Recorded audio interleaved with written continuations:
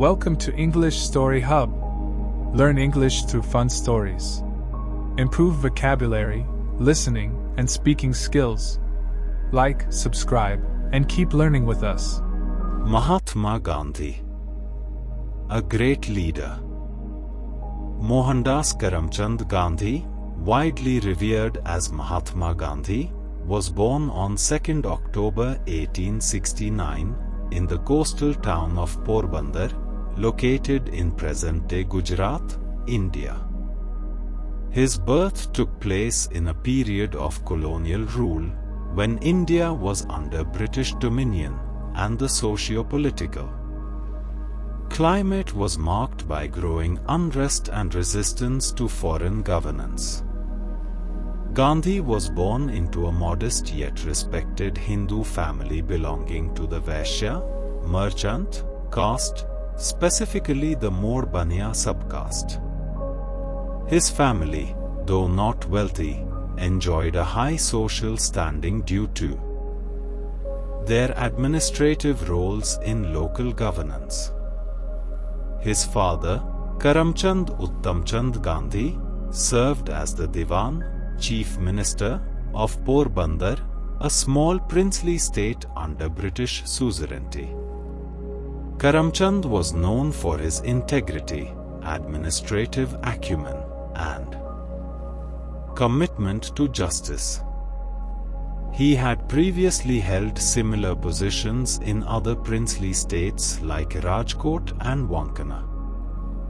Despite his lack of formal education, his wisdom and pragmatic approach to governance earned him immense respect. His mother, Putlibai Gandhi, was deeply religious, compassionate, and devoted to her family. She followed strict religious observances, including fasting and daily prayers, and was an ardent follower of Vaishnavism, a sect of Hinduism devoted to Lord Vishnu. She was also influenced by Jainism, which emphasized non-violence, truth, and ascetic living values that later became fundamental to Gandhi's philosophy. Mahatma Gandhi's education played a crucial role in shaping his ideology and leadership. He began his early education in Porbandar and later in Rajkot, where he attended Alfred High School. Though he was a shy and average student, he was deeply influenced by moral values and honesty. After completing his matriculation in 1887, he briefly attended Samladas College in Bhavnagar, but he struggled with studies. His family then decided to send him to England to study law, despite opposition from his caste elders. In 1888, Gandhi travelled to London and enrolled at the Inner Temple to become a barrister. Adjusting to British culture was challenging, but he remained committed to his vegetarian principles and joined the London Vegetarian Society, which introduced him to influential thinkers. He studied law, Western philosophy, and political thought, which broadened his understanding of justice and governance. After completing his studies in 1891, he returned to India as a qualified barrister, marking the beginning of his journey toward becoming a leader in India's independence movement. Mahatma Gandhi's time in South Africa, 1893 to 1915, was crucial in shaping his philosophy of non-violent resistance, satyagraha. He initially went there as a young lawyer but soon witnessed severe racial discrimination against Indians. An incident where he was forcibly removed from a train in Pietermaritzburg for refusing to leave a first-class compartment deeply impacted him. This experience motivated him to fight against injustice. Gandhi organized protests against discriminatory laws, including the Asiatic Registration Act and the poll tax on Indians. He founded the Nettle Indian Congress and led peaceful civil disobedience movements.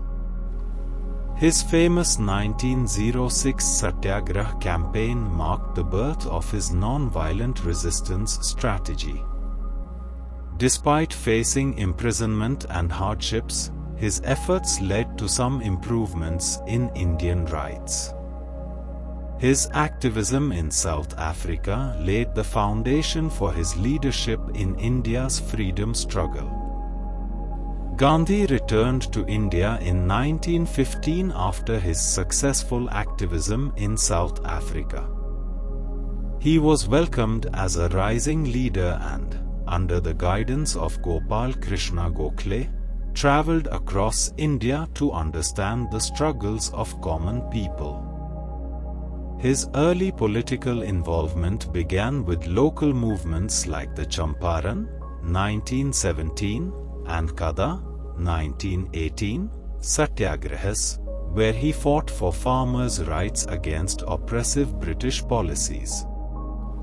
These movements established him as a leader who used non-violent resistance, satyagraha, to achieve justice. In 1919, he led protests against the Rowlatt Act, which curtailed civil liberties, marking his deep involvement in the national freedom struggle. His early activism laid the foundation for mass movements against British rule. The Non-Cooperation Movement, 1920–1922, was Mahatma Gandhi's first large-scale mass movement against British rule. Launched in response to the Jallianwala Bagh massacre, 1919, and repressive colonial policies, it urged Indians to boycott British goods, institutions, and services.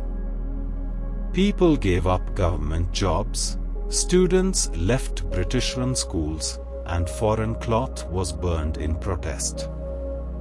The movement gained widespread support, making it the first nationwide civil disobedience campaign. However, in 1922, after the Chauri Chaura incident, where protesters turned violent and killed police officers, Gandhi called off the movement, emphasizing his commitment to non-violence, ahimsa. Despite its abrupt end, the movement awakened national consciousness and significantly weakened British control over India. The civil disobedience movement was a major phase in India's freedom struggle, launched by Mahatma Gandhi in 1930 to protest against British rule. It was sparked by the oppressive salt tax, which heavily burdened Indians, especially the poor. Gandhi saw salt as a powerful symbol of British exploitation and decided to defy the law by producing salt independently, marking the beginning of mass civil disobedience. On 12 March 1930, Gandhi, along with 78 followers, embarked on the historic Dandi March, walking 240 miles from Sabarmati Ashram to Dandi on the Gujarat coast. After 24 days, he reached Dandi on 6 April and symbolically broke the salt law by making salt from seawater. This simple act ignited nationwide protests, with people across India refusing to pay taxes, boycotting British goods, and staging non-violent demonstrations. The British responded with brutal repression, arresting over 60,000 people, including Gandhi himself. However, the movement gained international attention, pressuring the British government. In 1931, Gandhi was released and participated in the Round Table Conference in London, though it failed to bring significant reforms. Despite setbacks, the civil disobedience movement energized the freedom struggle, proving that non-violent resistance could challenge British authority. It laid the foundation for future campaigns and strengthened India's path to independence. The Quit India movement, launched by Mahatma Gandhi on 8 August 1942, was a decisive call for India's immediate independence from British rule. In his famous "Do or Die" speech, Gandhi urged Indians to engage in non-violent resistance and refuse to cooperate with the British government. The movement quickly spread across the country, with mass protests, strikes, and acts of civil disobedience. The British responded with extreme repression, arresting Gandhi, Jawaharlal Nehru, and other leaders, and using brutal force to suppress protests. Thousands of activists were jailed, and many were killed in police firings. Despite this, the movement created widespread unrest, making it clear that the British could no longer govern India without resistance. By the end of World War II, British control had weakened, and negotiations for independence began. The Quit India movement played a crucial role in accelerating India's freedom, which was finally achieved on 15 August 1947. However, this victory came with the painful partition of India and Pakistan, a consequence of communal tensions that Gandhi tried to prevent through his efforts for Hindu-Muslim unity. The partition of India in 1947 was one of the most tragic events in Indian history, leading to the creation of India and Pakistan. Gandhi, who had always advocated for Hindu-Muslim unity, was deeply saddened by the communal violence that erupted during partition. Despite his efforts to prevent bloodshed, riots, mass killings, and displacement of millions occurred, especially in Punjab and Bengal. Gandhi traveled to riot-affected areas, fasting and appealing for peace, urging both Hindus and Muslims to stop the violence.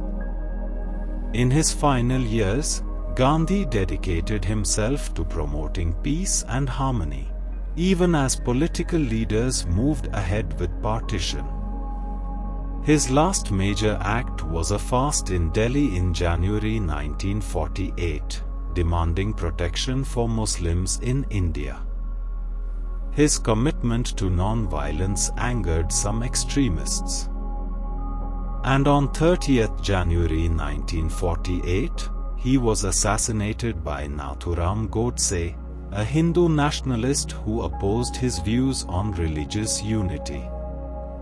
Gandhi's death was a great loss to India and the world, but his legacy of non-violence, truth, and justice continues to inspire leaders and movements globally. His lifelong struggle for freedom, equality, and peace remains a guiding force in modern times. Mahatma Gandhi's ideologies were deeply rooted in non-violence, ahimsa, truth, satya, self-reliance, and social justice. His philosophy of satyagraha, peaceful resistance, became a powerful tool against oppression, not just in India but worldwide. He believed that non-violence was the strongest force for change and used it successfully in India's freedom struggle. His emphasis on truth and morality influenced political movements and leaders globally, including Martin Luther King Jr., and Nelson Mandela. Gandhi also promoted self-sufficiency, Swadeshi, urging Indians to boycott British goods and rely on local industries like khadi, hand-woven cloth. He advocated for rural development, equality, and the upliftment of the oppressed, including women and lower castes. His ideas on simple living and environmental sustainability remain relevant today. His legacy continues to inspire peace movements, civil rights struggles, and global humanitarian efforts. Organizations and leaders worldwide still draw from his principles to fight against injustice, proving that Gandhi's ideologies are timeless and hold significance even in the modern world. Mahatma Gandhi's legacy has had a profound global impact, inspiring movements for civil rights, freedom, and non-violent resistance across the world. His philosophy of satyagraha, non-violent resistance, influenced leaders like Martin Luther King Jr., who used Gandhi's methods in the American Civil Rights Movement, and Nelson Mandela, who applied non-violent principles in the fight against apartheid in South Africa. His ideas also shaped peace movements in Tibet, Dalai Lama, Poland, Lech Walesa, and Myanmar, Aung San Suu Kyi. Gandhi's emphasis on self-sufficiency, rural development, and sustainability remains relevant today, inspiring initiatives in social justice, environmental conservation, and human rights. The United Nations declared 2nd October as the International Day of Non-Violence, recognizing his lasting contribution to global peace. His legacy continues to guide activists and leaders striving for justice through peaceful means, proving that non-violence remains one of the most powerful tools for change.